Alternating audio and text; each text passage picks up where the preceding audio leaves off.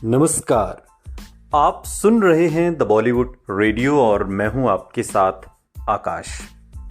दोस्तों, आज के इस पॉडकास्ट में 3 किरदारों की बात होगी। अमिताभ बच्चन, राजेश खन्ना और नसीरुद्दीन शाह।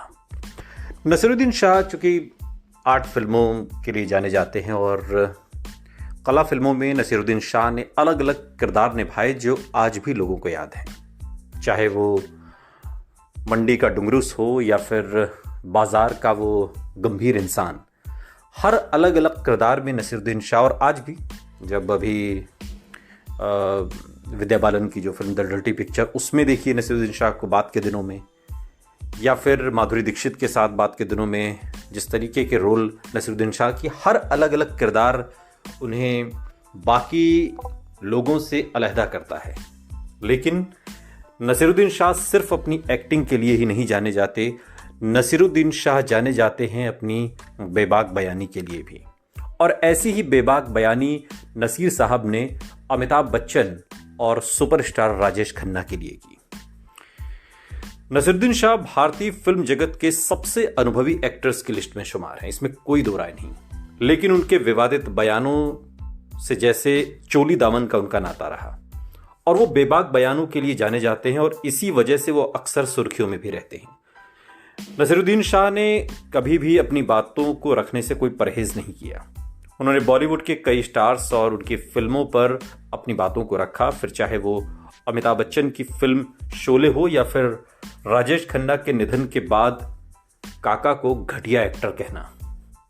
ये तमाम बातें नसीर साहब ने बहुत बेबाकी के साथ कही, जिसकी उनकी भरसक आलोचना भी उनकी की गई। आज के इस पॉडकास्ट में हम आपको वही किस्सा सुनाने वाले हैं। आज के इस पॉडकास्ट में हम आपको बताएंगे नसीर साहब की उन बातों के बारे में जिनको लेकर वो अक्सर आलोचकों के निशाने पर रहे।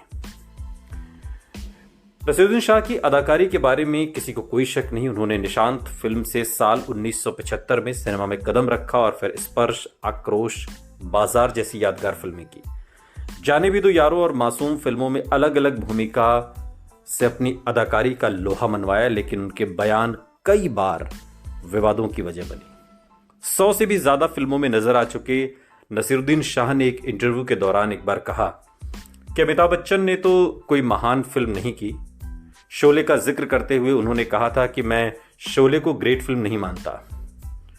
उन्होंने कहा था कि हाँ, मजेदार है लेकिन ग्रेट फिल्म किसी भी एंगल से नहीं है। मजेदार फिल्म तो साधु और शैतान भी थी। और जब उनसे सवाल किया गया कि क्या वो अमिताभ बच्चन को एक महान एक्टर के रूप में देखते हैं, चूंकि अमिताभ को सदी का महानायक कहा गया, इसके जवाब में उन्होंने कहा कि हाँ, मैं मानता हूं, लेकिन यह भी सच है कि एक्टिंग का टैलेंट आपकी चॉइस पर डिपेंड करता है। नसीरुद्दीन शाह ने राजेश खन्ना पर भी एक बार टिप्पणी की थी और उनके निधन के बाद एक ऐसी टिप्पणी जिससे डिंपल कपाड़िया और उनकी पूरी फैमिली नाराज हो गई। और नाराज होने के बाद हालांकि नसीरुद्दीन शाह ने अपने शब्द वापस लिए। नसीरुद्दीन शाह ने राजेश खन्ना के निधन के बाद उन्हें घटिया एक्टर कहा था। राजेश खन्ना को घटिया एक्टर, वो एक्टर जिसने साल 1969 से लेकर 73 तक 15 बैक टू बैक सुपरहिट फिल्में दी।